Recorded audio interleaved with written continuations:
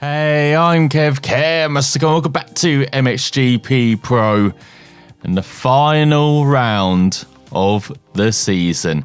Heading to France, Hillman is 28 points behind Paul's Jonas, and it's like the KTM man has got one hand in the title after a superb outing in Assen. Well, Hillman faltered. He will need to win both races and somehow hope that Jonas gets like a 10th in each race. I don't see it happening, but you never know. This season, Hillman has dragged himself back from almost like 100 points back early in the season to within 10. Now it's 28. Let's see what happens in France. And congratulations to Jonas on the title, as it is pouring it down for the season finale in France. So it's going to be at least a wet track in the races, and after what we saw in Assen, we're not going to be good enough to win or fight Jonas. So the Athens retained his title. Now let's see if Hillman can retain second in the championship. He's just 10 points ahead of Covington, and Olsen's around 28 points back, 29 points back in fourth as well. So there's Varner twins not far off Hillman. He can't afford to mess up all these too many points in these races to the American. It's kind of fitting those two are fighting over a championship position this final round of the season. The two sparring partners this season had so many great battles, and hopefully they can end the season, end Hillman's career supposedly with one as well, as he came back to Europe for a world title, but it just has not worked out. Well, it didn't work out at first. It did for most of the season afterwards, but just too much damage done in the part of the season to catch up. So the magician at the top, the Latvian, is going to retain his MX2 world title, it looks like. Let's go over the jump into the final corner. So retain, it was actually Herlings has got the title, isn't it? He only just won it in 2017, didn't he? So this is his first title, of course, as he did the fastest lap, way off the pace. So that finished at the top by 0.6 of a second over Seawer, with Prado in third, Hunter Lawrence in fourth, Bogier, Zyber, Patriel home here ahead of Olsen and Covington, and then we got the Russian on the Kawasaki, top Kawasaki round out the top 10. Hillman 4.2 seconds off the pace. This is going to be a long race, especially for Zaragoza as well at the back. Let's see what he can do in the first moto. And it is still pouring it down for the first race, but not a race of the season as we get underway. 30 minutes plus 2, that's around this hard-packed surface as well. This is not a sandy surface like in Assen. That just makes it a bit more difficult as well, as Hillman gets a superb run running outside, almost with Connor Muse, as gets a bit messy in front. But Hillman into the top 10 ahead of Covington. Ahead of lots of riders as well. I think Jonas has been caught back in the pack as well. Then goes uphill, battling with Seawer. Oh, getting past the Swiss rider. He's using all the pain, using all the tactics to battle with Leiber for second. As the Belgian holds off at the moment, as we go downhill, I think that's Olsen leading, it is. And Hillman up to second. Superb opening that. But here comes Patriel on home turf, wanted to grab that victory. As we've got to watch out for that. That's kind of like that jump at Sweden, which just pushes you into the air kind of needlessly. And there's lots of jumps here which can easily catch you out. So far for Hillman, superb opening that, holding off Leiber as well. Now over the whoop section, trying to catch up to Olsen, as the Dane's getting away.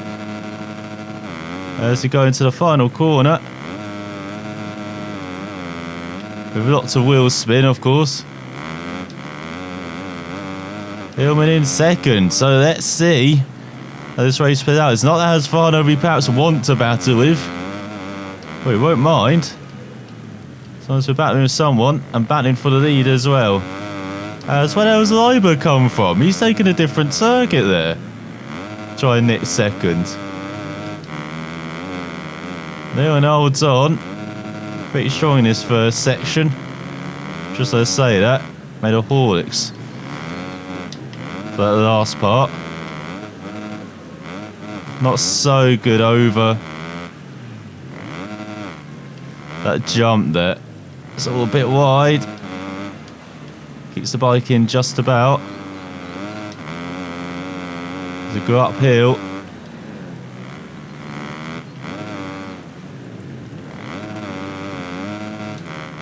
Still good. That's how you do that jump, so you can set up that great run over the tabletop.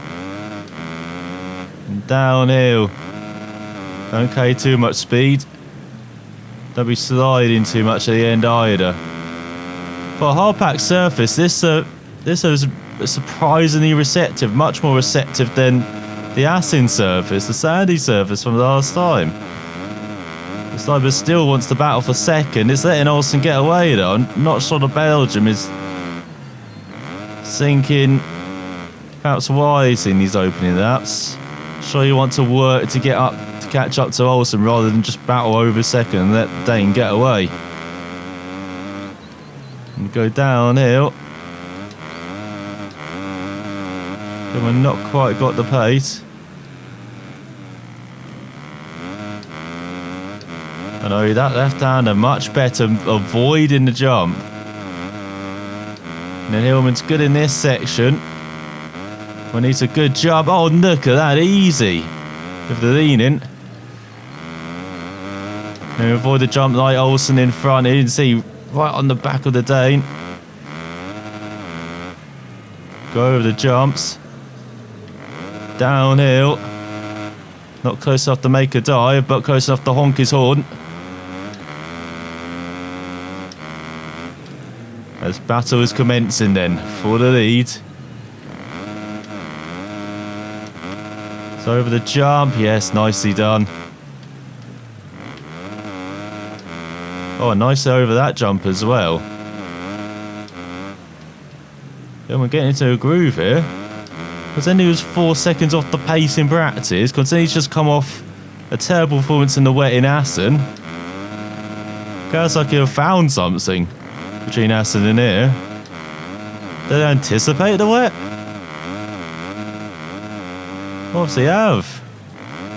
And I swear this is the same as normal. As he's going down the inside for the lead in the final corner. Not quite as he sets off 35.6. Oh, he's got the pace here. With 5 minutes gone. We've got a confident Hillman and Kawasaki as why does Olsen go over that jump? And why does Hillman go into that? The crest for the mistake-free race will continue to the final race of the season. He's got to do it then, surely. You know, just leaving the best race to last. So we're losing the sides just about.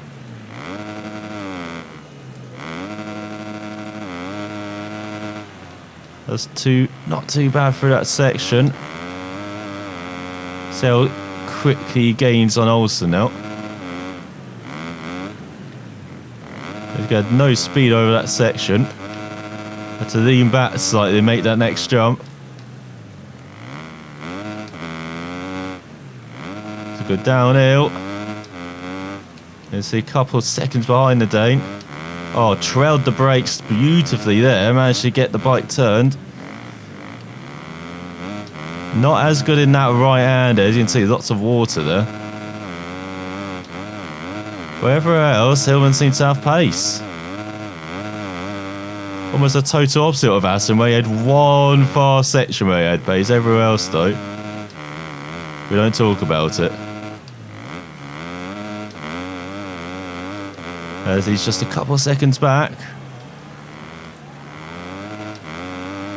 Wonder how many laps we're going to have here, as it's quite a short lap. Could be like Assen, where they had 22 laps. Definitely be more than 20. So we're not making the most of that first section. Tank the webs as well, landing after the jump. Just let Olsen get away a bit there. Not good from Hillman.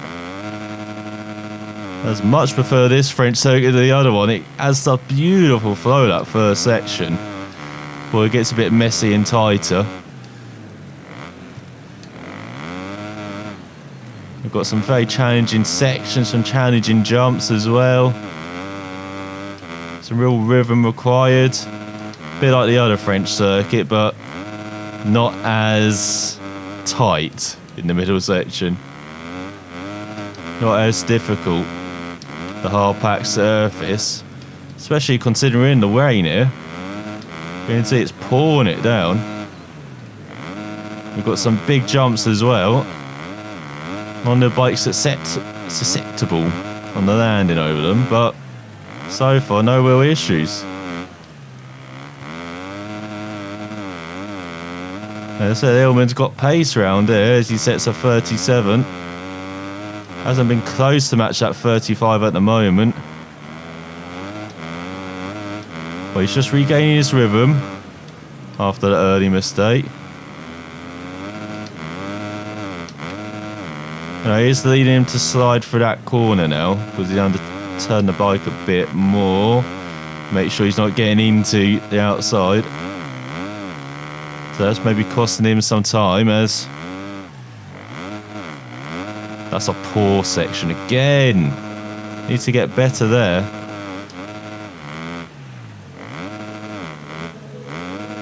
Just giving Olsen time. It's good downhill.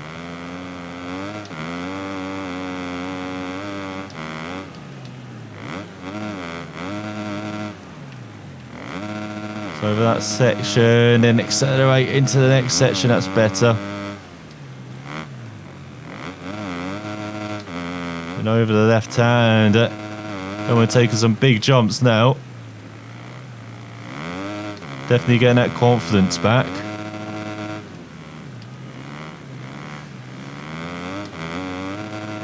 Downhill, over this jump. As Vape Nation still out in force, despite it being rainy. The left hand side there. Sure you can go over fast enough over that tail dot to clear it as Hillman into the 36s.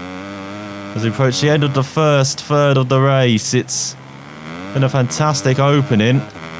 Now the second part is to grab that lead from Olsen. That won't help. The bike sliding into the fence like that. Fence is part of the course, isn't it? You know, it's the outer limit of the track. Hillman using all of the track and some. That's better in that section. That's what he needs to do.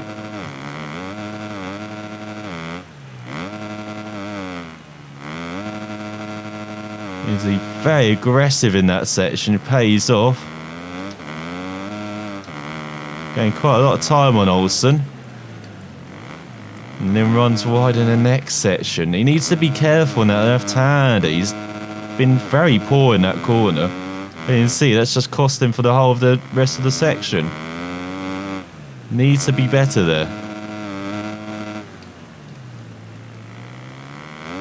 So slide in the rear there. Then into the left.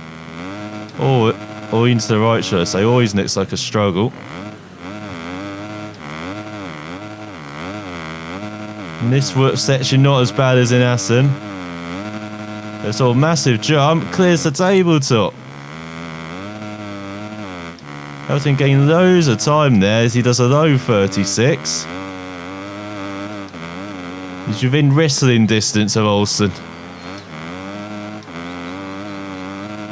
Just like the crowd are wrestling as well around her. Excited for a lead battle coming up as we approach the halfway mark. The penultimate race of the season. Hard to believe this season is coming into an end. It's been around for quite a long time now. We've grown kind of attached to the MX2 bikes as he's down. No, just as he catches Olsen. Does what he normally does over that jump, but this time it's not allowed. Well, didn't even land off the line or anything. Didn't land unbalanced, landed as he normally did, but of course he goes down. Just say, we got attached to the MX2 bikes, apart from mechanics like that, which, again, you need to sort that milestone. That need to actually feel like there's skill involved when we crash like that, instead of it just feeling like pot luck. Because I have gone through the replays on previous crashes and seen that I have landed properly and it still makes me fall down. Like actually sort that out.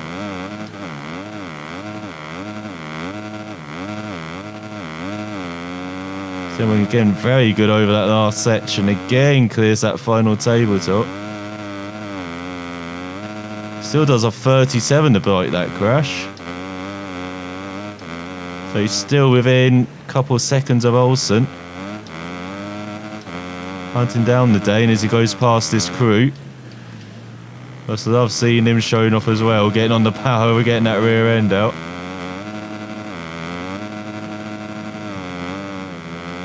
So we'll talk about this game more in the final race, but just initial impressions, it's gotten better, the experience, I'd say. They've made some minor tweaks, some minor patches I've been playing. And it has got better, but as I said, there's still quite a lot that needs to be done to improve. But then I do think there is a base here to make a good game. Just don't think this was a good game, though. There's still lots of issues from the previous games that just carried over, but as I said, we played it for a season on Extreme Career. I'll probably be playing it a bit more as well, especially on MXGP as well, level on Extreme, just to try that out. Fortunately, I won't have time to show you that season because of course Supercross comes out in February. And I feel like this is a good time just to have a little gap as well, or January between the two games, or around 2 months actually. So I can actually do other stuff and finish that in that time, like gravel maybe. It's all almost exactly at the halfway mark. Hillman taking a look for the lead for the left. Rubbing elbows with Olsen. Not able to make the move stick though.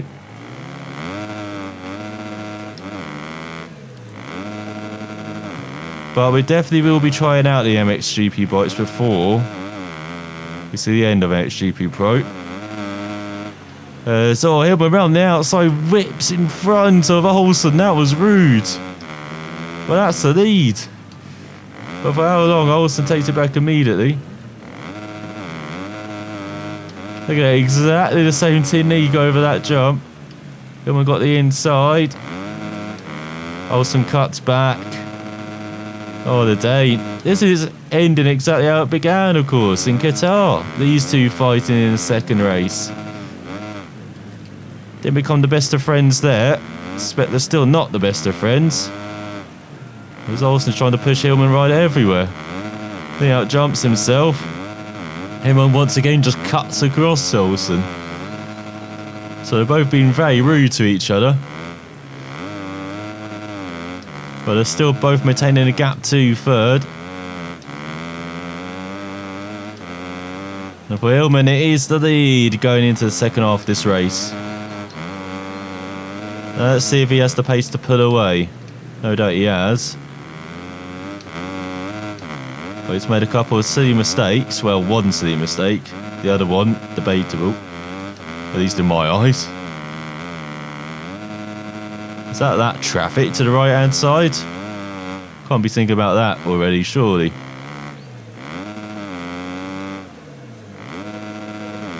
Go over this section. I do love this section. It's like a faster version of that middle section at the Nice circuit, the other French circuit early in the season. Just a bit wider as well. It's just a bit more satisfying to pull off. Not as frustrating as well if you're trying to defend from someone or make a move and you just have no room there. Well, you have room around this circuit all the way around.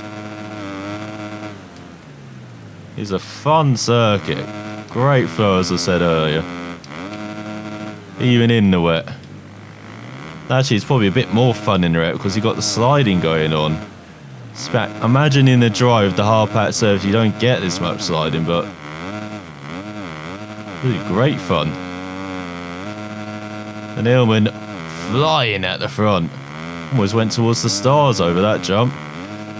Another low 36 as he tries to pull away from Olsen, who's doing, I think, high 36s, low 37s, so Hillman definitely got the pace it.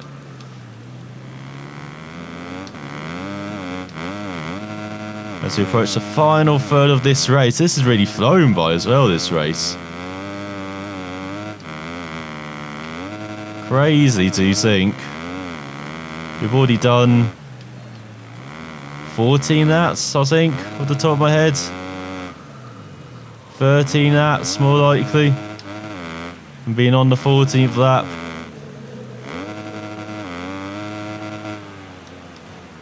This is probably one of my favourite circuits on the calendar. Just because of its flow, because it is quite high speed. It's got the jumps as well, it's got the undulation. It's just a great mix of everything. It's wide enough to battle with as well. And it's a bit less forgiving, I'll say, than most circuits do. Like if you outbrake a corner like we've done a number of times, or Hillman has, of course. You know, you can get away with it. Maybe not over the jumps, but in the tighter corners you can. So consider it's a hard-packed surface. The bike's very receptive on this surface. It's much better than Assen, which I think just got flooded slightly. It felt like with all the ruts there, and it just was not good to ride on.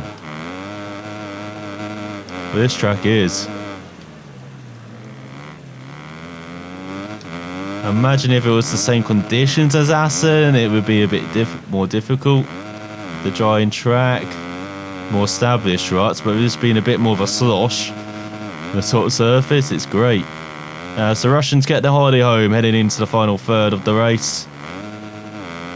Final 7 or 8 laps we've got here, where Hillman is now just dominating in the lead. He's made a couple of mistakes, a couple of falls. But that's one thing that's definitely improved this season. We can perhaps just talk about Hillman's season now. We do that in this penultimate race, and as I said, we'll talk a bit more about the game in the final race of the season. But the season did not start well in Qatar. I saw there's quite a lot of adjustment there to be done. It's first game on the Unreal engine, and it seems with the new engine, Martin have gone to a new handling model. Just like with the MotoGP games, I expect it's the same with Supercross, unfortunately. And I was saying that was on the Unreal engine, wasn't it? The first Supercross, so maybe not. Because I didn't mind the handling in the first Supercross, so hopefully they kept it quite similar, but just got more freedom in the air, like this game supposedly had. Well, it does, but it's not as advertised. There's still lots of work to do for the air physics for bikes. That's why you rarely see me scrub or whip in the air, because it's just pathetic still.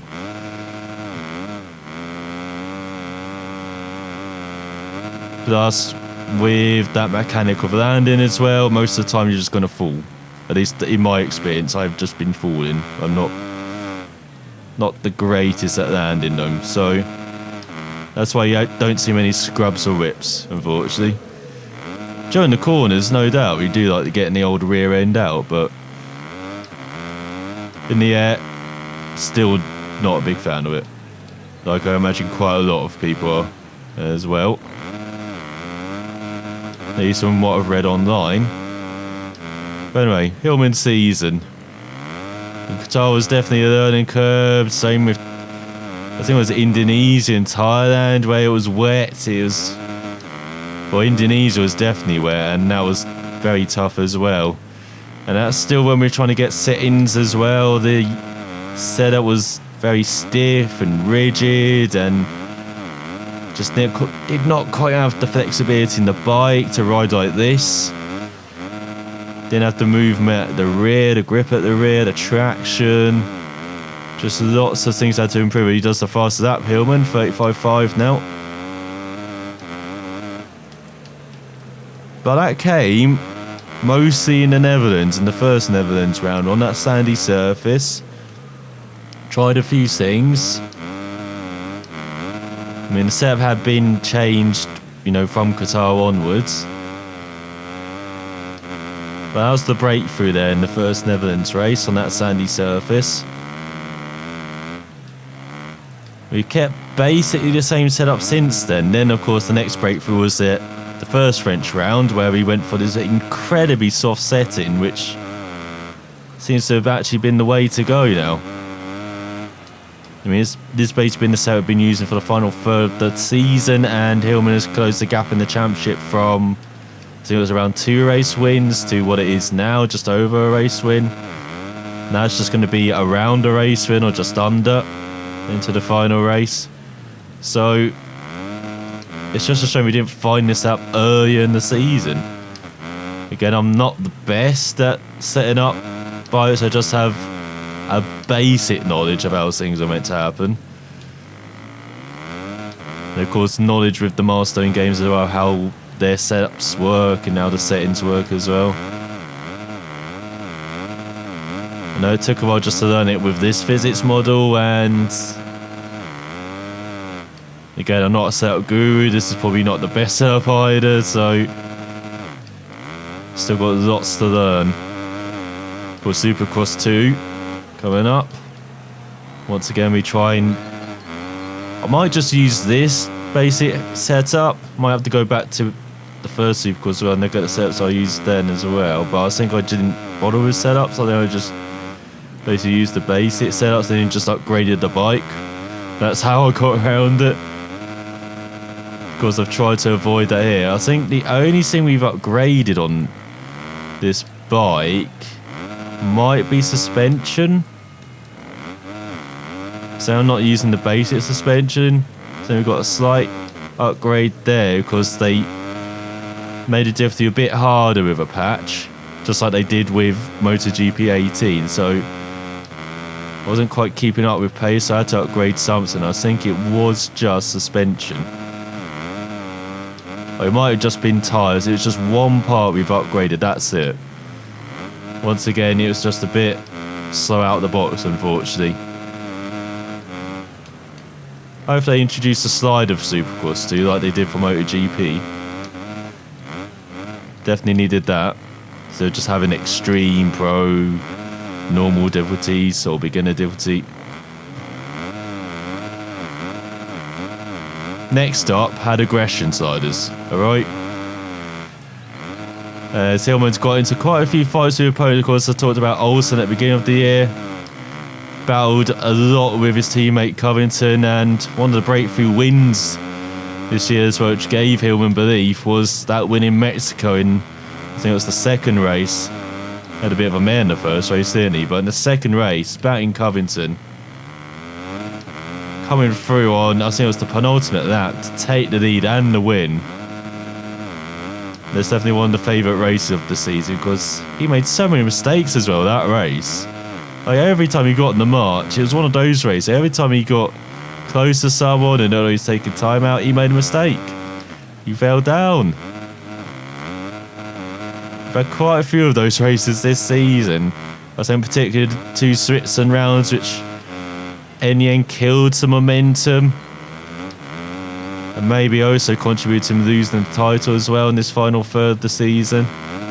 Same with Lockett too. No, he's had, unfortunately, too many of those races. Jonas hasn't. Or at least when he's made mistakes. He's actually made quite a few mistakes in the second half of the year. He's come back and fought through to grab a top 5, to grab a top 6 at least, and get solid points. Hillman hasn't been able to do that consistently, especially in the first half of the year. And I think at the halfway mark of the year, he's at least over 50 points back. So he had lots of work to do around Russia at the halfway mark. And again, that was... You look back at that and look at missed points opportunities. And perhaps the second most difficult track on the calendar because of the surface, because of how hard packed it was. It was so dry, it was dusty. Of course, you expect that in Qatar. You don't expect it in Russia as well, having to deal with that. Someone's slicing through these back markers like a knife through butter. Very at home now. Wants to build a decent lead over Olsen and the rest. Wonder where Jonas is. If we actually do have a championship heading to the final race. I think we do. But it's just how big that gap is.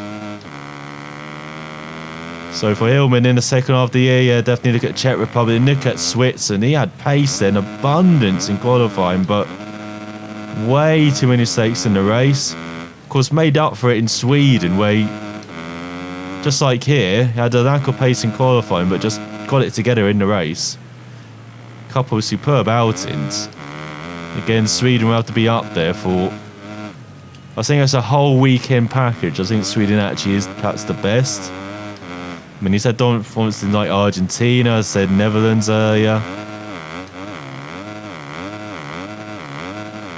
And of course, in that second race in France as well, such a tough race. That was a very important win to grab points out of the championship lead, out of everyone in front of him.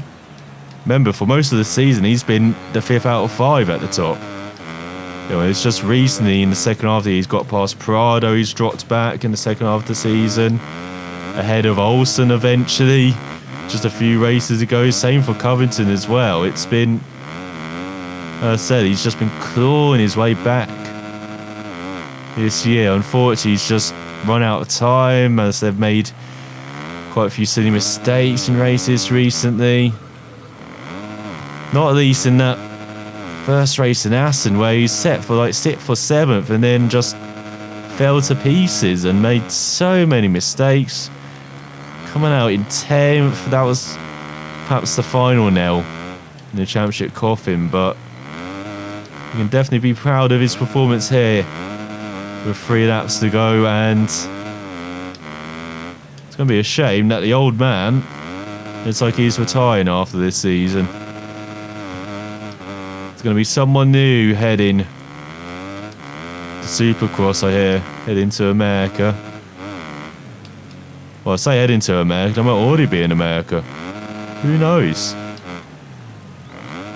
But it's the end of an era for Hillman. He's won quite a few titles over the years. He's won in MX2, MXGP as well. He's had a very good relationship with Kawasaki in the end. You know, he's ridden Hondas, KTMs, TMs, Suzukis, Yamahas, everything. Has Varnas. Of course, did that in Supercross as well, going over to America. Showing he's not just a one-trick pony, he can win in the other World Championship.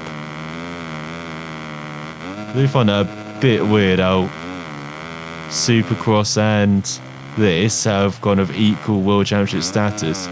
Very cool as well, though. The 2 disciplines that use, you know, similar machinery but very different in execution. Got kind of a stadium series here for Supercross. This is just the great outdoors, the classic bit of motocross riding. It's a shame we don't have AMA motocross as well included, because then you have the full package. Imagine that. Supercross, this, AMA all together in one package. Now that's a career mode we can get behind. Make it last like 10 seasons as well, or as long as you want. There you go. There's your annual franchise game. So I'm having to release 2 of these every year. But again, I think there might be licensing issues preventing that. But if not, what the hell are you thinking, Milestone? There's a gold mine right there. For motocross fans, they're trying to split them and divide them between Supercross and MXGP. Just have them all together in one home. As I said, one game as well. So they're developing like 4 or 5 per there. Get it down to 3. Just an idea, if it allows, of course. Now that's a guy having a very surprisingly shocking race. I think Hunter Lawrence.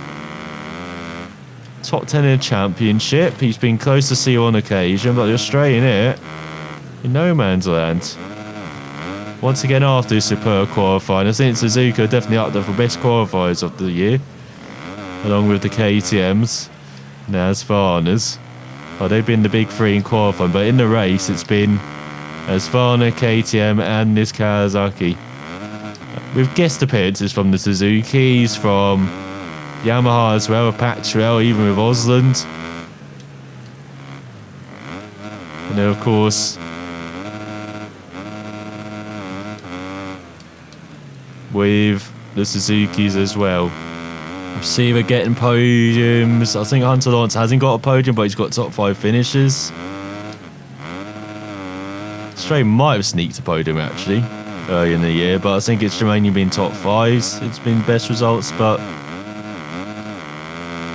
yeah, it's been a very up and down season for Hillman, but he's ended it on the best note, at least the penultimate race, with a victory here in France. So dominant. So after 21 laps, Hillman wins by 6 seconds ahead of Olsen. Jonas in 30. As I said, he always gets a result, and he's ahead of Prado by around 7 seconds and around 20 seconds back behind his closest title rival. With Covington in 5th ahead of Seawer, Lawrence, Leiber, Patrell, the home hero, ahead of Bogues. There's Muse, then Sevillin, Davey, and you got Sanetti and Van Dortnik in 15th in the holiday home, as unfortunately the other home hero is in last on the Kawasaki. So what can Hillman do? He's gained 5 points. He's managed to drag the title battle to the final race of the season, but I believe Jonas has already won that, I think. But he has to finish outside the top 20, outside the top 19, shall we say, and Hillman has to win. I have no doubt Hillman could win. I have huge doubts about Jonas finishing at below 19th. Let's see what happens in the second race. Thanks for watching, and I will see you then.